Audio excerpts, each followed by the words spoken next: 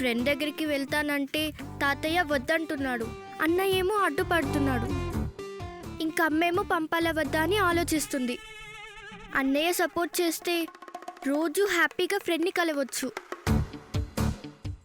అన్నయ్య, ఏంటి? నువ్వు కూడా మా ఫ్రెండ్ ఇంటికి రావచ్చు కదా.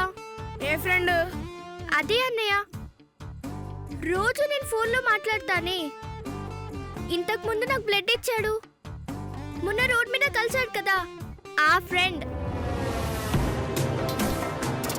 ఎందుకు రావాలి? అంటే అన్నయ్య, అక్కడ మనం ఆడుకోవడానికి బోల్డ్ అనే బొమ్మలుంటాయి. రిమోట్ కార్ ఉంది, హెలికాప్టర్ ఉంది, నీకు బాస్కెట్బాల్ అంటే ఇష్టం కదా, చిన్న బాస్కెట్బాల్ కోర్ట్ కూడా ఉంది. ఇంకా బోల్డ్ అని బొమ్మలుంటాయి.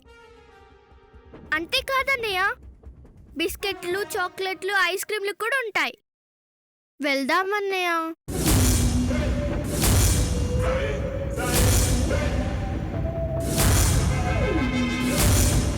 రోజు నువ్వు నీ ఫ్రెండ్ని కలవడానికి నన్ను రమ్మంటున్నావని నాకు తెలుసు. వీడు మామూలుడు కాదు, కనిపెట్టేశాడు. బొమ్మలని ఐస్ క్రీమ్స్ అని ఆశ చూపిస్తే నేను వస్తాననుకున్నావా? నేను రాను.